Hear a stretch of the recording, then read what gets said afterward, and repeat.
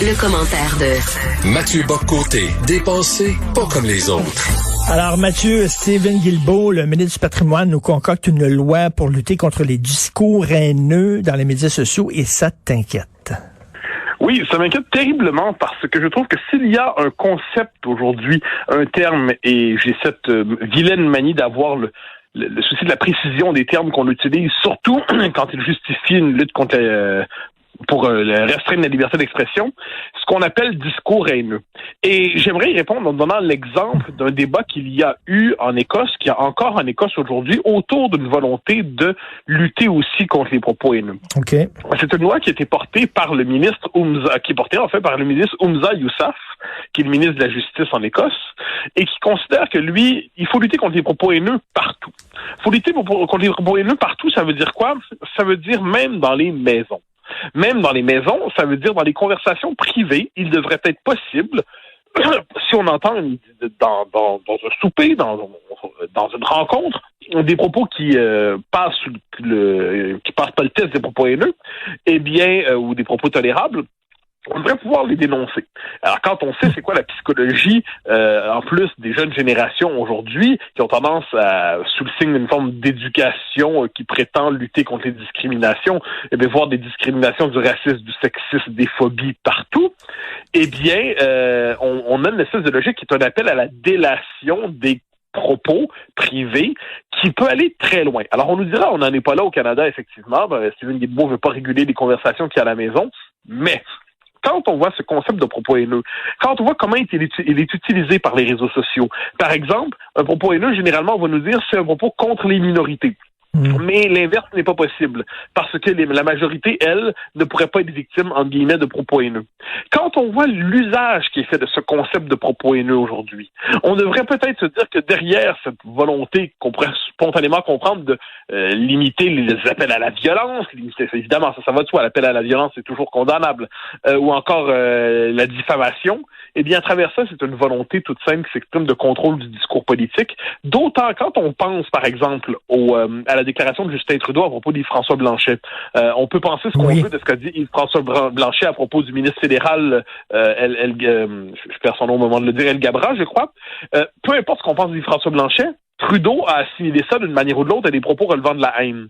Est-ce qu'on doit comprendre que c'est les questions qu'ont posées Blanchet d'une manière ou de l'autre devraient être proscrites du nouvel univers numérique de Stephen Guilbeault? Donc faisons très, très, très attention que ce concept de propos haineux, aujourd'hui, il sert dans les faits, sa définition ne cesse de s'étendre, puis en dernière instance, utilisé par de bons progressistes militants, il peut en venir à désigner toute forme de pensée conservatrice. Et là, surtout, qu'on va rendre responsable, mettons, entre autres, les chroniqueurs et les commentateurs et tout ça, d'actes qui sont commis par des illuminés. Si quelqu'un, mettons, lit un de tes textes, je sais pas, tu t'en prends au Parti libéral du Québec et lui décide là, que bon, il veut régler le compte, il rentre dans le siège social du PLQ, puis bon, il commence à blesser des gens là-bas. Est-ce que toi, tu vas être responsable parce que ça a suscité une haine, une violence chez quelqu'un?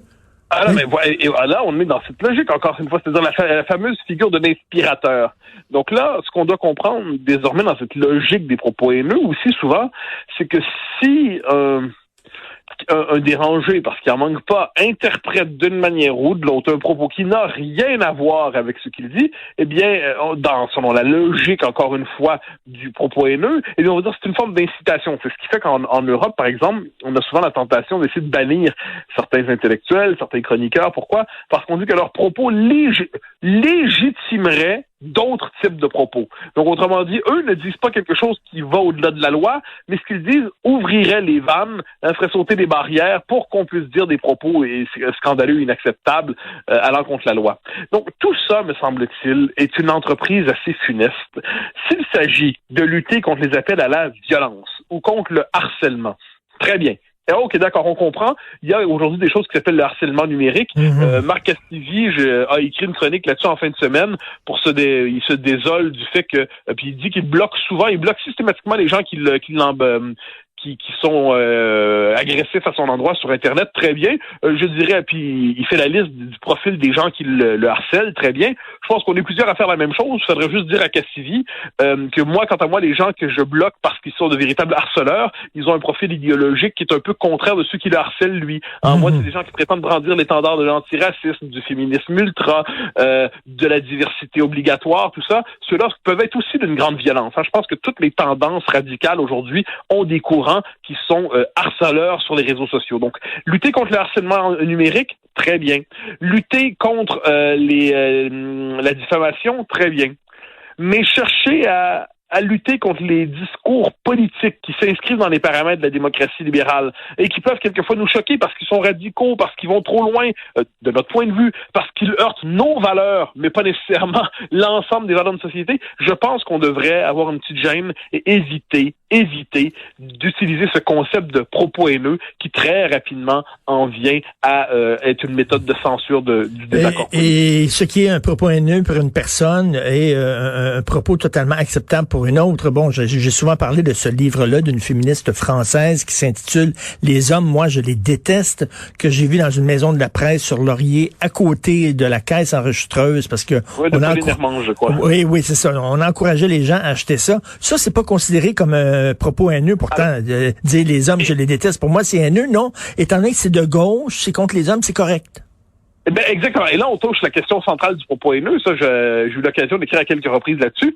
C'est que le propos haineux est toujours celui du majoritaire contre le minoritaire. Le minoritaire, lorsqu'il devient haineux, ce n'est rien d'autre qu'une réaction de défense contre un système d'oppression. C'est comme il n'y a pas de... Le racisme est toujours celui du blanc par rapport au non-blanc et jamais de l'inverse. Pourquoi? Parce que le racisme se confondrait avec un système institutionnalisant le privilège blanc depuis 1492 et les discours anti-blancs, entre guillemets, ne feraient rien d'autre que des réactions de défense contre un système raciste. Alors ça, et là, on entre dans l'orwellisation du monde, c'est-à-dire la perpétuelle modification des concepts, des définitions, du vocabulaire. On prend un concept qui a une signification très lourde, on change sa définition, mais on garde le concept avec la même charge d'effroi qui est associée à son ancienne définition. Puis là, on plaque ça partout dans la société. Et là, ce qui fait que des mots comme racisme, sexisme, discrimination, haine, tous ces mots-là continuent de circuler, mais leur définition change, sans que par ailleurs, ce changement de définition-là ait été, disons, enregistré publiquement.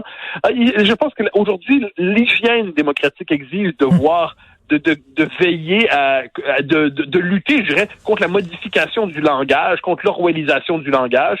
Puis, autant la haine est condamnable en elle-même, bien sûr que la haine, c'est condamnable, autant l'instrumentalisation du concept de propos haineux aujourd'hui peut légitimer, peut justifier une véritable logique de censure. Écoute, je partage tout à fait tes craintes, Mathieu. Merci beaucoup, Mathieu Bock-Côté. Bonne journée. Ben oui, on le sait. Martineau, ça n'a pas de bon sens comme il est bon. Vous écoutez Martineau. Cube Radio. La guerre du thermostat continue dans mon studio, là. Benoît est rentré tantôt puis a baissé la température de mon studio alors qu'il me reste une demi-heure. On va en venir au coup, là. Le sang va couler, c'est incroyable. Alors, Mathieu Bock-Côté qui est là, est-ce qu'il est là, Mathieu? Oui, bien sûr. Bonjour Mathieu, je sais que tu veux parler du défi sans alcool, mais juste avant, je veux discuter d'un truc avec toi. Bien sûr. Tu sais qu'on parle beaucoup de diversité ces temps-ci, tout ça, et si on prenait, mettons, un acteur blanc pour jouer le rôle de Martin Luther King, bien sûr, ça serait extrêmement mal vu, on dirait que ça n'a pas de maudit bon sens. Sauf que Hamilton, qui est la comédie musicale qui a remporté le plus gros succès des 10 dernières années aux États-Unis, qui a remporté plein de prix, ça raconte la vie de Hamilton. Je pense à Alexander Hamilton, qui était un des pères, un des auteurs de la Constitution américaine. Hamilton était un blanc et on l'a fait jouer par un noir. C'est un comédien noir qui l'a joué très bien. Ça a eu un énorme succès. Personne n'a relevé le fait qu'un personnage historique blanc ait été joué par un noir. Essaie de faire le contraire, toi. Oui, ben c'est que là, on est en ce moment, on est passé de ce qui relève du simple bon sens, c'est-à-dire n'importe quel un rôle en tant que tel ne devrait pas être réservé à noir, blanc, jaune, latino, qu'importe, que le principe racial ne doit pas commander. À une volonté quelquefois de, comment on pourrait dire ça, de déconstruire pour déconstruire. Donc là, qu'est-ce que ça donne? Ça donne, est-ce qu'on peut faire jouer Nelson Mandela par un blanc? Si oui, qu'on m'avertisse. Est-ce qu'on peut faire jouer à Hamilton ou George Washington ou Abraham Lincoln? Moi, c'est assez embêtant parce qu'on est en train d'idéologiser ce qui devrait relever du bon sens. Ben oui. C'est-à-dire, est-ce qu'on doit dire seulement un handicapé peut jouer un handicapé, seulement un blanc peut jouer un blanc, seulement, puis on peut faire la longue liste là-bas. Mais là, quand on arrive avec cette idée qu'il faut véritablement, comment je pourrais dire ça, juste sur le mode de la provocation, c'est là que soudainement on perd le sens du réel. Il y a 2-3 ans, il y avait un débat en France sur le fait de la Jeanne d'Arc d'Orléans. C'est-à-dire, chaque année, il y a la possibilité pour une jeune femme de personnifier Jeanne d'Arc. Et puis là, c'était une jeune métisse qui l'avait personnifiée. Puis moi, je m'étais porté, puis ça avait été critiqué par certains, moi je m'étais porté à sa défense. En disant, un instant, je veux dire, Jeanne d'Arc, c'est un mythe français. Tous peuvent participer à ce mythe national. On demande aux immigrés de s'intégrer à nos pays, mais quand ils le font au point d'embrasser la figure de Jeanne d'Arc, on dit non, vous n'avez pas la bonne couleur. Bon, ben ça, c'est inacceptable. Je m'étais porté à la défense du fait que la figure de Jeanne d'Arc, pour peu qu'on se l'approprie, transcende la couleur de peau. Ça va de soi. Quand on parle ensuite sur le mode de la représentation cinématographique, sur le mode de la représentation théâtrale, de Nelson Mandela, de Churchill, de Gaulle, on peut faire une longue liste. Là, c'est comme si on bascule dans la volonté de provoquer pour provoquer. L'affaire de Slav, c'est un bon exemple, ça. Ben oui. Slav, c'était pas un personnage en tant que tel, c'était des esclaves, donc il y avait des noirs, des blancs, il y avait tout. Mais là, donc, on est en train de tout idéologiser. Et la logique diversitaire, poussée à son comble, fait en sorte qu'à un moment donné, on fonctionne sur le délit de faciès et la comptabilité ethnique. Et moi, je trouve ça assez inquiétant, parce que au nom de cette volonté de provoquer, au nom de cette volonté de changer les symboles, à un moment donné, on va simplement provoquer une forme de révolte du bon sens, mais pas que du bon sens, une révolte aussi malheureuse aussi, c'est-à-dire à force de définir les gens par leur couleur de peau, sur le mode de la provocation raciale, ils vont finir par le croire. Et je pense que c'est Denise Bombardier qui disait ce matin très justement qu'elle refuse de se voir comme blanche, et elle a tout à fait raison. Je veux dire, nous, on est des Québécois, on n'est pas des Noirs, des Blancs, c'est des catégories américaines, ça, à la rigueur. On n'a pas à se définir comme tel. Mais ensuite, quand on parle de personnages historiques, je n'ai pas l'impression que c'est une espèce d'offense faite à la diversité que de se dire, Nelson Mandela va être joué probablement par un acteur noir, et puis le général de Gaulle probablement par un acteur blanc. Et si on sent le besoin de provoquer là-dessus, c'est que là, on est passé du souci légitime de l'ouverture et de la représentation à un simple principe de provocation. Ben oui. Et Guy Fournier, qui écrit aujourd'hui, il a une série sur les Autochtones qui paraît qu'il était très, très bonne à la CBC, je crois, et on l'a annulé. Finalement, on l'a retiré des ondes parce qu'on s'est rendu compte que la scénariste n'était pas autochtone. Oui, j'ai vu cette affaire-là. Mais il y a d'autres exemples, parce que c'est assez fascinant, cette quête de l'intégrité ethnique aujourd'hui. C'est bizarre, franchement, parce que là, on nous dit, certaines personnes ne sont pas assez autochtones pour être dites autochtones. Bon, c'est assez, première nuance, c'est assez intéressant de voir comment dans notre société, apparemment, on peut changer d'identité de genre ou d'identité sexuelle par simple désir, mais on peut pas changer d'identité ethnique par simple désir. Donc, j'en conçois donc que l'identité raciale, entre guillemets, est plus fondamentale que l'identité sexuelle. OK. C'est intéressant comme point de vue, disons ça poliment, mais au-delà de ça, le problème, me semble-t-il, c'est que le principe de l'intégrité ethnique qui se généralise, mais c'est régressif comme tout, c'est étouffant. Je connais pas d'identité plus régressive que l'identité raciale. Alors là, le problème, c'est que d'un côté, on a les tenants de l'intégrité raciale, quelle qu'elle soit, puis de l'autre, on a les tenants de la désincarnation absolue, qui vivent dans un monde parallèle aussi. Me semble-t-il que le bon sens devrait être capable de nous guider minimalement. Il est normal que dans le Québec de 2021, il y ait plus de gens à la télévision, à la radio, des gens de diversité d'origine. Très bien, le Québec, c'est marqué comme ça aujourd'hui. Mais pour représenter le Canada français de 1867, ou je sais pas, de 1888, on n'y peut rien, il risque d'avoir plus de blancs, entre guillemets. C'est comme ça, désolé, je veux dire, ça ressemblait à ça à l'époque. Et puis quand on va vouloir représenter le Québec de 2035, je devine que si on ne représentait qu'avec des blancs, on dirait que ça représente pas la réalité. Mais inversement, si on représente le Québec de 1912 puis le cabinet Duplessis, ou on représente le cabinet Duplessis de 1956, il y a des bonnes chances que la plupart des acteurs soient canadiens-français. Ou à tout moins qu'ils soient capables de personnifier un Canadien-français. J'ai juste l'impression on y revient toujours. Le simple bon sens est aujourd'hui congédié. Quelle étrange époque. Tout à fait. Quelle étrange époque. Qu'est-ce que tu en penses du défi 28 jours, toi? Est-ce que tu vas le respecter? Je le respecterai de la plus belle manière en transgressant ma relative sobriété en prenant une goutte par jour au moins. Je trouve qu'il y a quelque chose là-dedans qui relève du puritanisme, quelque chose qui relève d'une espèce de... Autant les prêtres, j'aime bien quand ce sont des vrais prêtres, mais les curés partout qui décident de nous dire quoi faire de notre vie, ça m'exaspère au possible. J'ai tendance à dire à ces gens qui veulent contrôler, encadrer notre existence, surtout cette année. S'il y a une année où on a besoin d'une béquille, c'est bien 2021, je crois, ou 2020, puis peut-être 2022, mais pour maintenant, c'est 2021. Donc, l'alcool, évidemment, personne plaide pour l'alcoolisme, ça va de soi, mais l'alcool peut être un légitime plaisir, un légitime divertissement, une légitime manière d'agrémenter nos soirées. Et franchement, cette espèce de défi de curé, de défi puritain m'exaspère. J'ai envie de dire aux gens, mêlez-vous de vos oignons. Est-ce qu'on est obligé de faire de la politique avec la névrose de chacun? Apparemment, oui. Puis je parlais là, Hubert Sassi d'Éduc Alcool. Il dit, c'est complètement débile. Les gens qui vont boire comme des trous pendant 11 mois par année, mais en février, ils vont faire attention. Mais il dit, le but, c'est d'être équilibré tout le temps, 11 mois par année. Mais bien sûr, non, mais c'est comme celui qui décide de manger pendant 6 mois, 8 mois, 10 mois, genre un steak par jour, puis à la fin, pendant 2 mois, mange un régime de raisin vert. Bravo, mon garçon. Quelle subtile stratège de l'alimentation es-tu?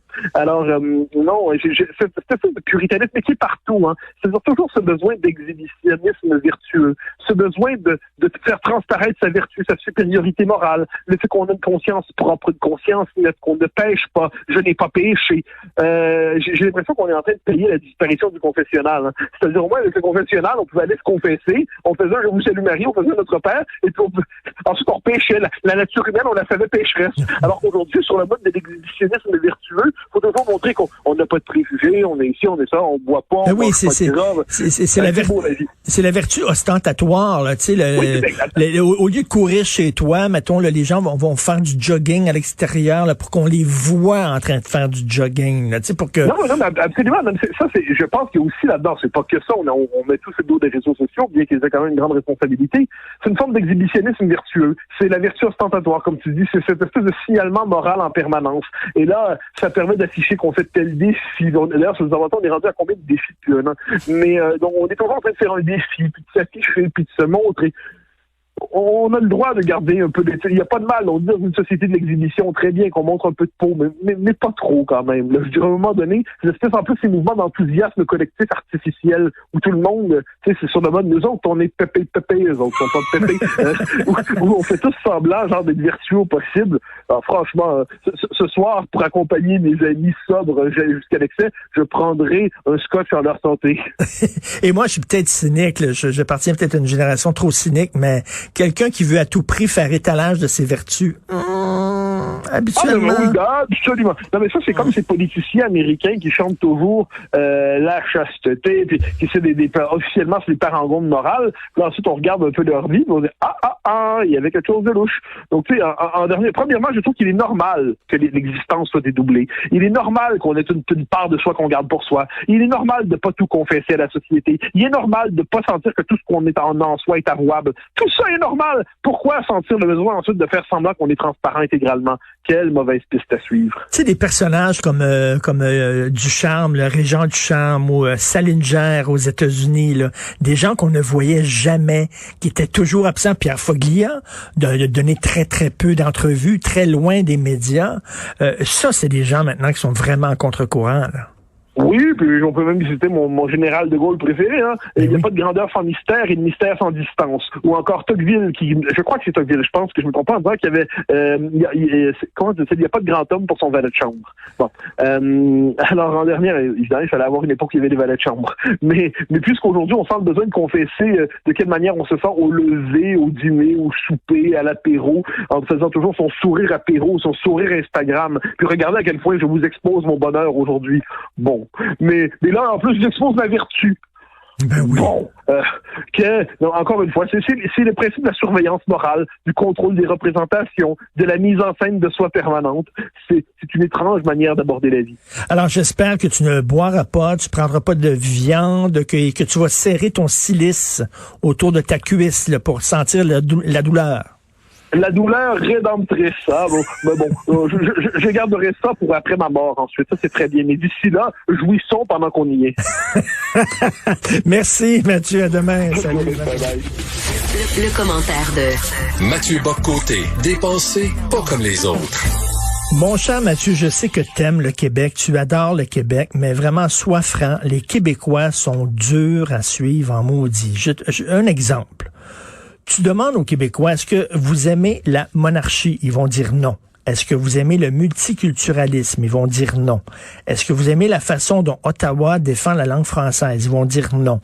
Est-ce que vous aimez le fait que nos lois doivent passer le test des tribunaux fédéraux pour être adoptées? Ils vont dire non. Et là, à la fin, tu dis, est-ce que vous aimez la fédération? Ils vont dire oui. À n'y rien comprendre. Je présenterai des choses un peu autrement. C'est-à-dire, les Québécois, globalement, ne se reconnaissent d'aucune manière dans le multiculturalisme canadien, dans tout ce que tu viens de décrire. Ils sont assez étrangers à ça, pour ne pas dire assez hostiles. Mais de l'autre côté, ce qu'on a, c'est une option souverainiste qui porte en elle deux défaites assez sérieuses quand même. Une option souverainiste qui a drainé les énergies collectives pendant une cinquantaine d'années, et qui n'a pas abouti. Et quoi qu'on en pense, la défaite des faits. Quand on échoué un référendum, parce qu'on a tout échoué de ce point de vue. On a échoué l'indépendance, on a été incapable d'assurer la réforme de la fédération, la société distincte, le statut particulier. Donc on s'est brisé les reins on a brisé les reins de l'identité québécoise dans des échecs à répétition sur la question nationale. Et en plus, l'héritage bizarre de la Révolution tranquille, c'est que les Québécois ont quelquefois mentalement l'impression d'être déjà un pays. C'est comme si c'était déjà fait, puis le rapport avec le Canada était presque artificiel, presque secondaire. Ce qui fait que d'ailleurs, comme dans une crise comme on a en ce moment, le gouvernement vers lequel on se tourne, c'est Québec, puis Ottawa est vu comme une espèce de perturbateur extérieur. Donc on vit dans une forme d'écartèlement mental, entre d'un côté l'impression que le Québec est presque déjà un pays à sa manière, une société complète, puis de l'autre côté, une fédération qui, effectivement, nous impose un modèle de société qui nous ruine peu à peu, culturellement. Ajoute à ça une chose, les souverainistes trop longtemps, ont présenté leur projet en lui donnant, en fait depuis le référendum, en lui donnant assez peu de consistance identitaire. Donc les souverainistes, ils n'étaient pas contre le multiculturalisme canadien, ils étaient pour sa version locale, l'interculturalisme québécois. Ils n'étaient pas contre le gouvernement des juges, ils préféraient seulement la Charte des droits du Québec à la Charte des droits d'Ottawa, mais ils critiquaient pas la judiciarisation de la politique. Ils étaient pour le français, évidemment, mais il y avait beaucoup de réserves quand venait le temps de renforcer la loi 101 parce qu'ils voulaient pas avoir l'air méchant de fermer à l'anglais et ainsi de suite. Ils avaient le bien québécois était assez critique envers l'immigration massive canadienne, mais leurs propres élites ont des politiques d'immigration massive. Donc les souverainistes, pendant un bon moment, ont été incapables de porter l'aspiration nationale québécoise, depuis 15 ans environ. Résultat, c'est François Legault, en s'appropriant identité, critique de l'immigration massive, critique du multiculturalisme, critique du gouvernement des juges, laïcité, c'est lui qui est parvenu à canaliser cette espèce de refus de ce que devient le Canada, avec ce paradoxe que François Legault n'est plus, ou n'est pas encore, on verra, souverainiste. Résultat des courses, on est dans une forme en ce moment, d'entre-deux collectifs. Donc, on s'est engagé dans une voie, la réaffirmation identitaire du Québec. On s'est engagé dans une voie, le refus du multiculturalisme canadien, mais on refuse d'aller jusqu'au bout, en partie parce qu'on porte encore l'échec de la souveraineté, et en partie parce que les souverainistes eux-mêmes ne sont pas toujours à la hauteur de leur projet. Donc, je pense que c'est l'espèce de cartographie mentale qu'on peut faire de notre blocage en ce moment, ce qui ne veut pas dire qu'il est éternel, ce qui ne veut pas dire qu'on n'en sortira pas. Mais c'est bizarre, parce que quand tu détailles, là, mettons, les avantages que nous donnerait la souveraineté, les gens diraient, ah oui, numéro 1, oui, j'accepte. Numéro 2, oui, j'accepte. Numéro 3, mais le concept de souveraineté, non. Et la même chose pour la fédération. Quand tu détailles c'est quoi la fédération, on va dire non, non, non, non, non. Mais la fédération comme concept, oui.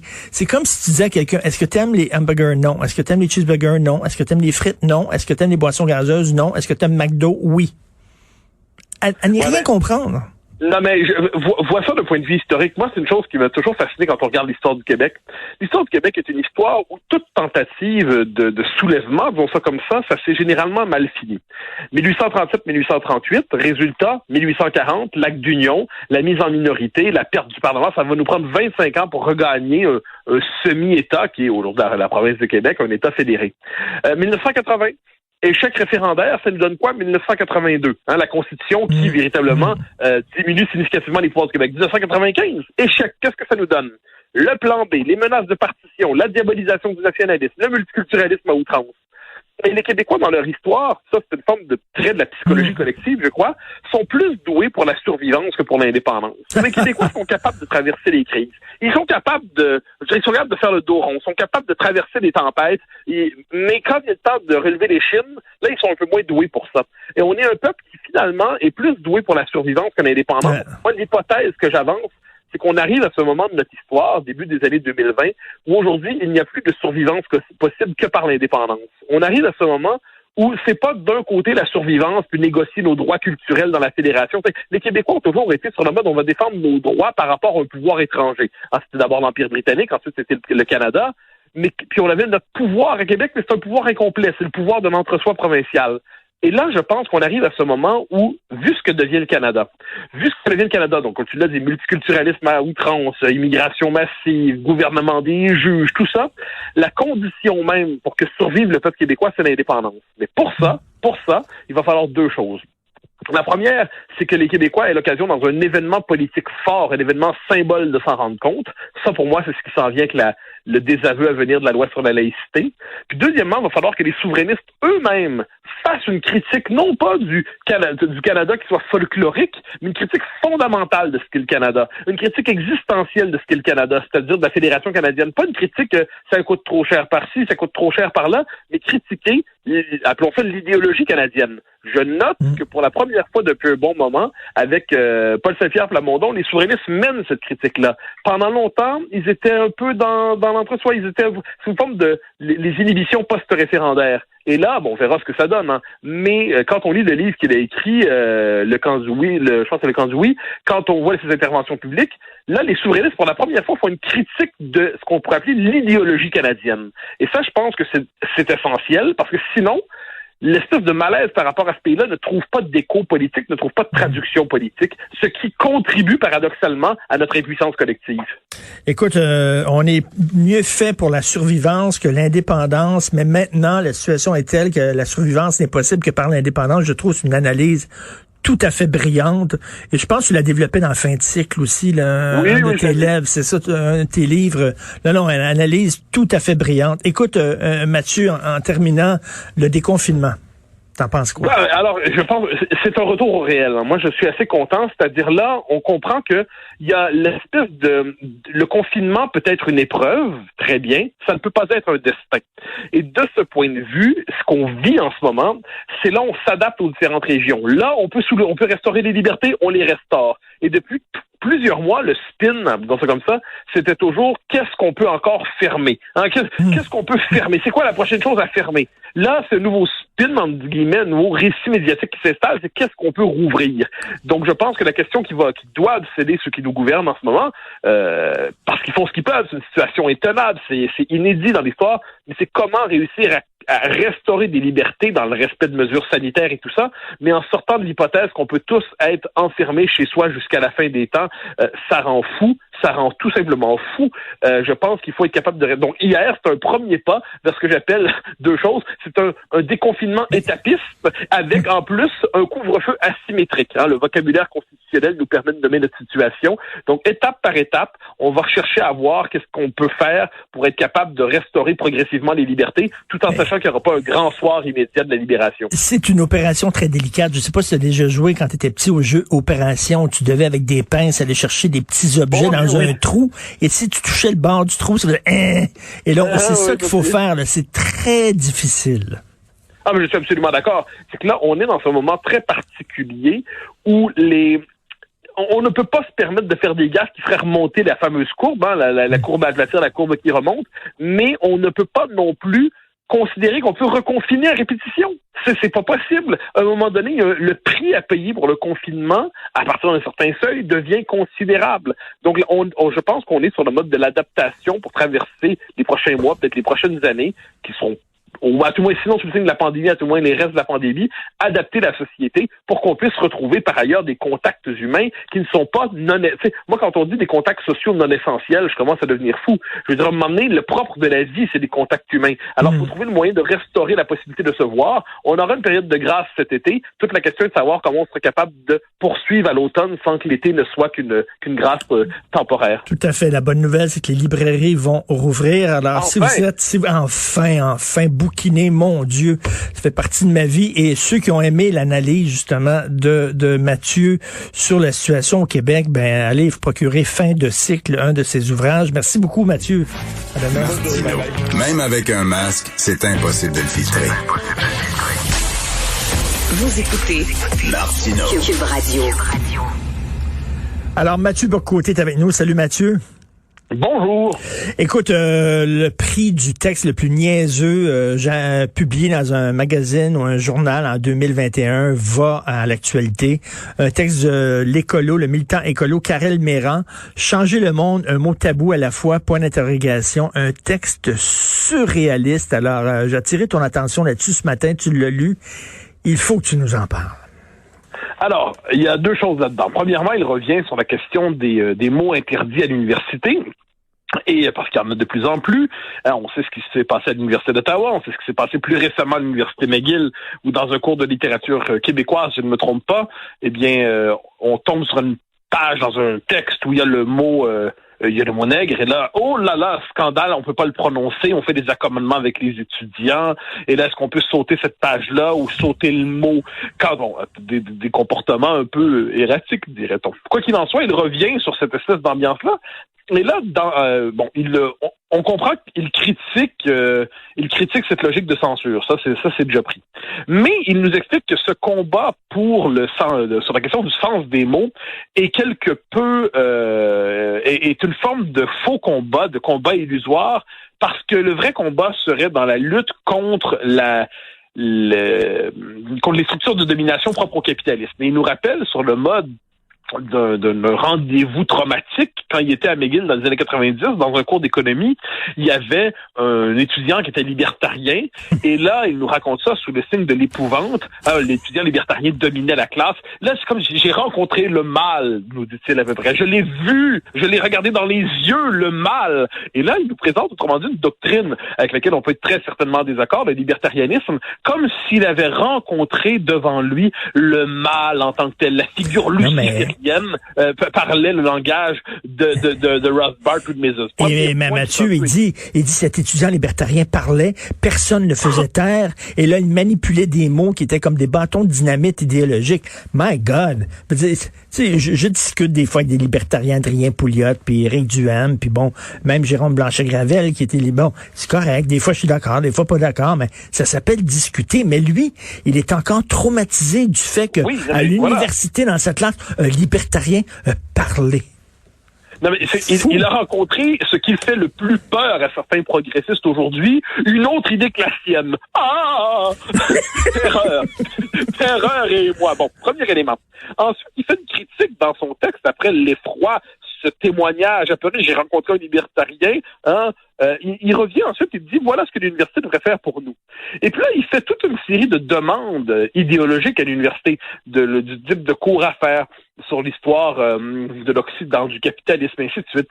Et là, ce qu'il demande à l'université, c'est d'avoir un programme idéologique de bord en bord, un programme idéologique de A à Z, de déconstruction de ci, de réinterprétation de ça, de rééducation de ça.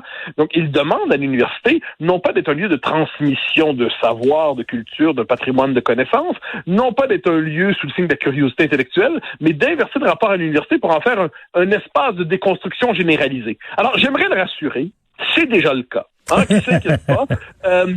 Aussi en sciences sociales, en sciences politiques, en sociologie, en anthropologie, en littérature, la grande manie déconstructrice, pour le dire comme ça, elle est normalisée aujourd'hui. Ce n'est plus nouveau, ce qu'il désire de tout son cœur, appelons ça comme ça, c'est déjà la norme. C'est déjà la norme universitaire aujourd'hui, d'une manière ou de l'autre. Et là, évidemment, il y a la logique du toujours plus. Donc, on trouve toujours des militants qui veulent amener ça encore plus loin. Mais l'université aujourd'hui est dans les faits une fabrique idéologique. Elle est dans un rapport, elle a inversé son rapport au réel, et de quoi bouleverser si on repense à L'âme des armées d'Allen Bloom, ce grand livre de la fin des années 80, qui s'inquiétait de la déconstruction de la culture à l'université. Eh ben, on réconfortera notre chroniqueur de l'actualité de ce matin. C'est fait. C'est fait, faut pas s'inquiéter. Mais tu sais, à la toute fin, il dit que les universités aujourd'hui sont des machines à endoctrinement. OK? Donc, on tente de faire entrer dans la tête des étudiants les valeurs du capitalisme, du patriarcat, de la société blanche, etc. Bon, mettons là, qu'on se met dans sa tête à lui, mettons ça. Mettons que c'est vrai, ce qui est faux, mais mettons que c'est vrai. Alors lui, il dit qu'il faut lutter contre ça, non en disant les universités ne sont pas des lieux d'endoctrinement, non, au contraire, en faisant de l'endoctrinement, mais de l'autre côté. Mais évidemment, et ça, on en arrive à ce moment très particulier où on comment je peux dire ça? Il y a une forme de, moi je confesse une nostalgie par rapport à un certain idéal libéral dans le bon sens du terme. C'est-à-dire cette idée qu'on ne croyait pas qu'à un dogme, il fallait opposer un autre dogme. Qu'il fallait opposer au dogme l'esprit de curiosité, l'esprit d'enquête, l'esprit de liberté. Et là, ce que je redoute aujourd'hui, c'est de voir apparaître un monde où des dogmes s'affrontent les uns les autres assez brutalement en tant que tel. Et là, cette espèce de manie de la déconstruction qui se fanatise et qui se radicalise. Et là, donc l'université devient c'est le noyau idéologique du régime, comme j'aime dire. Et là, dans ce texte-là, qui est un peu décalé, comme qui dirait, qui est un peu en décalage avec ce qui se passe dans l'université aujourd'hui, si la dernière chose qui choque notre auteur, c'est effectivement qu'il y a des libertariens en ce monde, alors on a envie de le réconforter en disant, bon, premièrement, nul besoin d'être libertarien ou social-démocrate ou quoi que ce soit pour constater que le monde qui est le nôtre n'est pas libertarien. Il y a des dérives du libéralisme, il y a des dérives du capitalisme, il y a des dérives de ce qu'on appelle le néolibéralisme, il n'y a pas de doute là-dessus, il y a des critiques à faire par rapport à ça. Mais si la simple présence devant lui d'une idée qui est tout autre que les siennes suffit à le bouleverser et à laisser un traumatique, un espèce de souvenir traumatique de ses années d'études, je pense que c'est à ce moment-là qu'une leçon de tolérance serait nécessaire. C'est-à-dire apprendre à lire autre chose, apprendre à lire des doctrines tout autres que les nôtres, se familiariser avec des doctrines qui partent de postulats différents des nôtres, se familiariser avec des œuvres qui partent d'un autre système mental que le nôtre. Ça, je crois que c'est une nécessité. Par ailleurs, il n'est pas fermé complètement. On s'entend, il fait référence à certaines grandes œuvres littéraires et ainsi de suite. Il sent le besoin de les idéologiser à outrance. C'est exaspérant, mais il sait que la littérature, il sait que les grandes œuvres de la philosophie peuvent éduquer l'esprit. Il a déjà fait le premier pas là-dessus, qu'il pousse un pas plus loin et puisse imaginer que les gens qui voient le monde autrement que lui ne sont pas nécessairement mauvais. Non, mais je sais pas quel âge il a, Karel Méran. J'ai aucune idée, là, mais tu sais, il y a pas 13 ans, là. Il dit, là, en parlant du libertarien qui l'a vraiment marqué, je suis sûr qu'il se réveille la nuit pour y penser encore tout en sueur, mais il dit sa pensée était dangereuse et bon, les idées qu'il manipulait ont mené à la crise financière et économique de 2008 et il fallait le faire taire à tout prix. Mais qu'est-ce que tu fais à l'université? Qu'est-ce que tu fais à l'université si tu penses de même?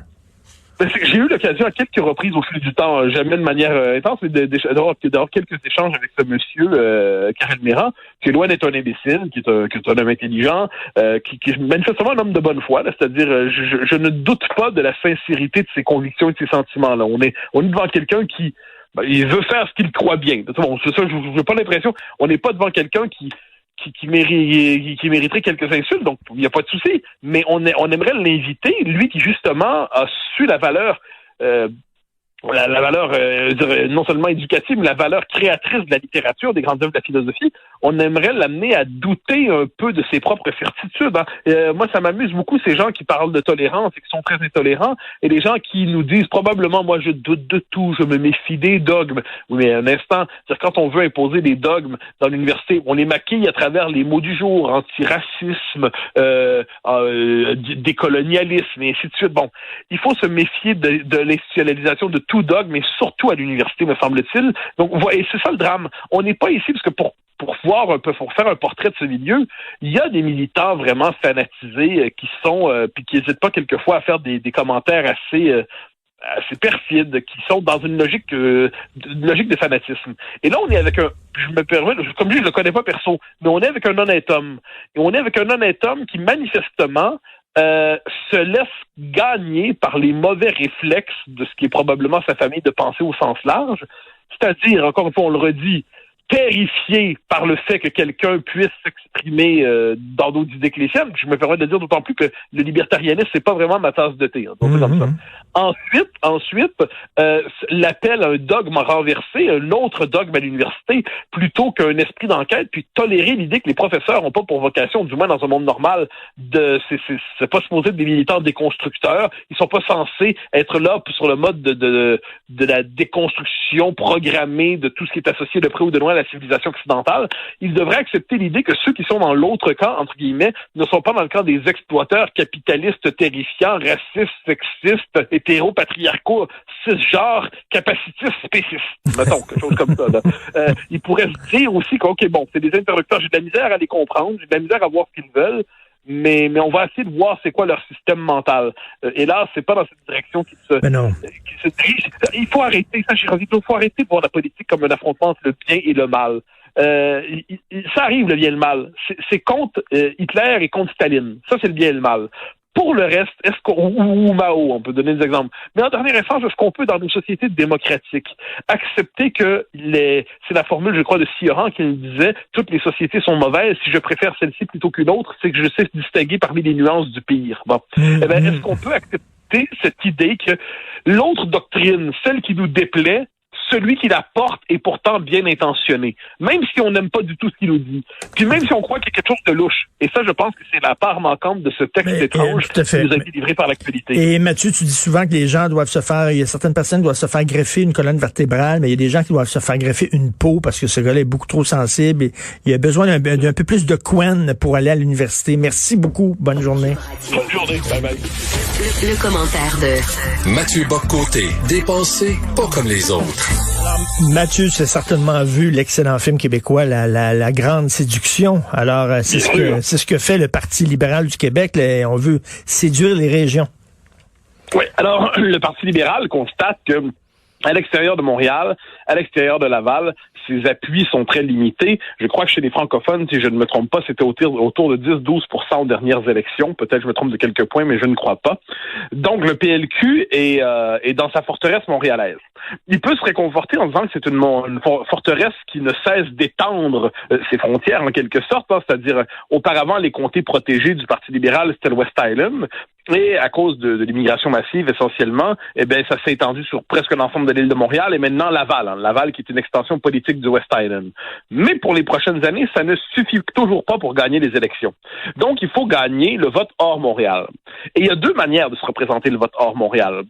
Il y a, soit on dit c'est le vote francophone, donc il faut s'adresser à l'électorat francophone sur des thématiques qui le rejoignent sur le plan existentiel, identitaire, ce qu'a fait la CAQ pour l'essentiel. Soit on décide de présenter ça comme les régions. Les régions. Et c'est ce que fait le PLQ en ce moment, en décidant de viser les régions. Donc c'est une manière finalement de chercher à rejoindre le vote francophone sans suivre le chemin de l'identité, sans suivre le chemin des questions qui heurtent le Parti libéral et sa base et son idéologie, donc la laïcité, la langue, la question de l'immigration, la critique du multiculturalisme. Le PLQ, finalement, nous propose, enfin, c'est légitime en politique, mais c'est une ruse pour chercher à rejoindre les francophones québécois, les Québécois francophones, sans pour autant parler des questions qui les animent sur le plan existentiel. Donc, on décide de non pas de parler, j'y reviens, à la majorité historique francophone, mais aux régions, et on oublie que cet électorat des régions s'est manifesté profondément ces dernières années sur des questions sur lesquelles le Parti libéral est fondamentalement frileux, sinon même hostile. Il n'y a pas quelque chose d'un peu condescendant quand on parle des régions? Oui, absolument. C'est un vocabulaire un peu étrange, c'est-à-dire c'est le Québec profond. Hein. Bon, je comprends ce qu'on veut dire par là. Il y a Montréal, il y a la capitale, Québec, il y a les régions. OK. Mais il y a toujours derrière ça, pas toujours, mais souvent, disons, chez certaines formes de condescendance, j'étais en échange ou en débat, je sais pas comment on doit dire ça, ou en conversation hier, en fait, c'était enregistré avant-hier avec l'humoriste Louis T, qui parlait de quand il fait des spectacles dans les régions, et je ne pense pas trahir sa pensée en disant qu'il semblait dire que quand on quitte Montréal, on rencontre un électorat un peu inquiétant. En région, on entend des choses étranges. Bon, on pourrait dire inversement qu'à Montréal, quand on n'entend pas toujours du français, puis on entend aussi des choses étranges, soit du temps passant. Je veux dire, on peut aller dans certaines universités montréalaises et apprendre, par exemple, que les hommes et les femmes n'existent pas et ne sont que des constructions sociales liées à l'hétéropatriarcat. On peut entendre ça à Montréal. Moi, je fais partie de ceux qui pensent que c'est étrange. Mais quoi qu'il en soit, laissons ça de côté un instant. Non, il y a une forme de condescendance à l'endroit des régions parce qu'on suppose en général que c'est des populations que l'on dira tout à la fois homogènes, conservatrices, fermées, repliées sur elles-mêmes, comme si elles n'avaient pas encore été fécondées par le génie de la diversité, et dès lors, ils seraient un peu fermés, un peu cloisonnés, presque bouseuses en quelque sorte, presque consanguines. Bon, on l'entend ce discours-là, et ça fait en sorte d'ailleurs qu'il y a une partie de l'électorat du PLQ à Montréal qui dit souvent Montréal doit se séparer du reste du Québec parce que nous, on est ouvert, on est pluriel, puis le reste des régions, c'est homogène et fermé. C'est beaucoup de condescendance finalement, disons-le, pour la majorité historique francophone, pour le Québec historique, pour le peuple québécois. Mais le PLQ ne peut pas gagner pour un temps, du moins, parce qu'ensuite l'évolution démographique se poursuit, mais le PLQ ne peut pas gagner pour un temps sans s'adresser à cet électorat. Mais il ne veut pas s'adresser à lui sur le mode, j'y reviens, sur le mode national, mais sur le mode de la subdivision régionale. Je suis pas certain, ça peut certainement rejoindre certains maires en région, une partie des élites régionales. Je suis pas certain que ça va rejoindre tout cet électorat qui se trouve à l'extérieur de la zone rouge qui est Montréal. Mais tu te souviens de Luc Sonnet là, qui animait la guerre des clans à la télévision. Il faisait toujours la split, le grand écart. Là. C'est un peu ce que veut faire le Parti libéral du Québec, parce que d'un côté, ils veulent plaire à leur électorat traditionnel, les anglophones, les allophones, et là, ils veulent essayer de séduire les francophones en région. C'est le grand écart. Ils vont fendre sur le sens de la hauteur. Là. Oui, ben il y a quelque chose, c'est que l'électorat, il y avait un électorat historiquement francophone libéral en région. Bon, mais aujourd'hui, cet électorat-là, c'est ce qui était le nationaliste fédéraliste, donc c'est comme ça, est globalement porté vers la CAQ, qui elle, par ailleurs, porte aussi un électorat autrefois souverainiste. Bon.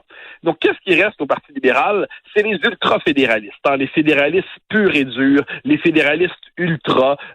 Donc, et ça, ces gens-là qui existent, ils ont le droit à leur avis, mais disons que ça représente pas les tendances lourdes du Québec francophone. Et donc là, ils doivent être capables de rejoindre à tout le moins des électeurs qui ont peut-être, appelons ça la nostalgie consciente ou non de Robert Bourassa, tout en ayant une base électorale qui se reconnaît dans Justin Trudeau et qui vénère le père. Bon, ça commence à être un écart assez compliqué à faire. Or, le PLQ risque de se retrouver dans une situation où il y aura un message sur l'électorat montréalais, puis un message pour l'électorat hors Montréal. Ce qu'il fait, justement, j'y reviens, avec son discours des régions. Parce que là, ça permet de dire, on tient compte de vos intérêts spécifiques et on tient compte des intérêts spécifiques de Montréal et on oublie à travers ça de s'adresser au peuple québécois dans son ensemble. Le peuple québécois dans son ensemble, à travers ce qui le rassemble, ce qui le tient au-delà de ses divisions, au-delà de ses contradictions internes. Donc, le Parti libéral, de ce point de vue, prend la pose de celui qui s'adresse aux régions, mais dans les faits, contribue à la division toujours plus grande du Québec entre d'un côté la zone rouge montréalaise et du reste la zone bleue hors Montréal. Écoute, en parlant de région et de langue française, je veux rien que revenir sur la chronique que ma compagne, Sophie Durocher, écrit aujourd'hui dans le Journal de Montréal sur les pays d'en haut, qui se termine après 6 saisons, je crois, le 8 février prochain. C'était un énorme succès. Ça a remporté énormément de succès. C'est un chef-d'œuvre télévisuel pour moi. Et Sophie dit, c'est la preuve que les Québécois s'intéressent à leur passé, s'intéressent à leur histoire, s'intéressent au terroir en autant qu'on le raconte bien. Je vais te donner un exemple. Quand le cinéma québécois a recommencé à intéresser le grand public il y a quelques années, c'est autour de quel genre de film ça s'est fait? Autour de Maurice Richard, de Louis Cyr, de Aurore l'enfant martyr. Il y a aussi des films très québécois, caricaturaux, les Boys, tout ça. Mais les films qui touchent à l'histoire du Québec, au grand mythe de notre histoire, disons ça comme ça, au mythe populaire, ont suscité l'intérêt du public. Donc évidemment que les Québécois s'intéressent à eux-mêmes pour peu qu'on leur offre la possibilité de s'approprier leur histoire. Quelquefois, ensuite, quelquefois c'est biaisé par les préférences idéologiques d'aujourd'hui. Mais sur le fond des choses, notre histoire nous intéresse, bien évidemment. Encore doit-elle être disponible. Or, le problème, me semble-t-il, c'est qu'on a toujours une forme de dédain par rapport à l'histoire québécoise, comme si elle n'était pas vraiment intéressante, et on ne l'offre pas aux Québécois qui n'ont pas l'occasion, autrement dit, de se l'approprier. Et moi, je suis de ceux qui pensent qu'il y a une mythologie magnifique, dans le bon sens du terme, à retrouver avec la Nouvelle-France. Il y a une histoire magnifique à compter au 19e siècle, au début 20e. Mais Mathieu, par contre, ta charge de Ouais, comment on dit ça, tu dois avoir des minorités, tu dois avoir des Noirs, tu dois avoir des gens racisés, tout ça. Là. Quand tu arrives avec un drame historique qui se passe à Nouvelle-France, tu passes pas tu passes pas le test, ils vont dire ben là non, alors, c'est trop blanc là. Si on ne peut représenter du passé que ce qui est conforme aux représentations actuelles et aux tests actuels en matière de diversité, ça va être compliqué. Le réel a ce mauvais goût de ne pas être simplement une reproduction des commandements de l'idéologie. Il fut un temps, on peut s'en désoler ou non, mais c'était comme ça, où le Québec était moins diversifié qu'aujourd'hui. Mais quand on représente le Québec de cette époque-là, il y a des chances que ça ressemble au Québec d'hier. Mais si je peux me permettre, au-delà de ça, parce que j'en parlais hier soir dans une conférence que je faisais cette fois pour les conversations débat pour les jeunes péquistes, ils me demandaient c'est quoi les œuvres culturelles que j'apprécie au Québec. Je me suis permis de recommander, à la manière presque d'une leçon d'histoire politique, la série Duplessis, qui traîne, je crois, sur YouTube, si je me trompe pas, faite par Denis Arcand. Ben oui. Pour ceux qui voudraient plonger dans l'histoire du Québec, pour ceux qui voudraient comprendre les contradictions de l'histoire du Québec, qu'on aime ou non Duplessis, la question est pas là. Il y a notamment une conversation entre Duplessis et Godbout à l'hôpital, pendant que Duplessis est dans l'opposition. C'est une conversation, puis ça, c'est disponible sur YouTube, là. C'est Duplessis, Godbout, scène complète. C'est exceptionnel. Toute l'histoire du Québec est résumée là. Surtout au moment des années 40, entre un nationalisme trop conservateur qui réussit pas à embrasser l'avenir, entre un progressiste qui réussit pas à embrasser le Québec, parce que le Québec, finalement, on le dédaigne un peu. Et cette espèce de contradiction-là va être transcendée avec la Révolution tranquille dans les années 60, qu'on va réconcilier nation et progrès. C'est des scènes comme ça, c'est des morceaux d'anthologie, c'est des pièces d'anthologie de notre histoire. Et je pense que ça, c'est une manière, encore une fois, moi, tous ceux que je connais qui ont vu cette série-là, la découvrent émerveillés parce que c'est un morceau de notre histoire qui nous est révélé.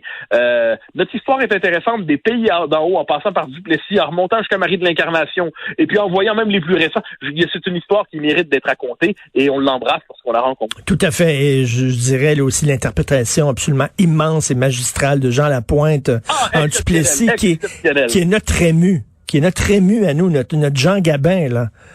Ah non mais c'est exceptionnel. Jean Lapointe là-dedans, moi la scène que je viens de raconter, elle me fait pleurer quand je la vois. C'est une scène bouleversante, c'est une scène qui touche les plis les plus intimes de notre conscience québécoise. Il est magnifique, en fait, c'est particulier hein, parce que quand je pense à Duplessis dans ma tête, il y a d'abord le visage de Jean Lapointe plutôt que le visage de Duplessis. C'est très bizarre. C'est comme si l'acteur avait réussi à s'emparer du personnage et à devenir le vrai personnage. Il faut toujours que je me rappelle de ne pas mélanger les deux, parce que c'est très étrange, comme c'est vraiment la fiction là-dessus a été plus forte que le réel. C'est vrai, mais tu me donnes le goût, en tout cas, ce week-end, de revoir cette série-là magistrale. Merci beaucoup. Bon week-end, Mathieu. Salut. Bonne journée, bye bye.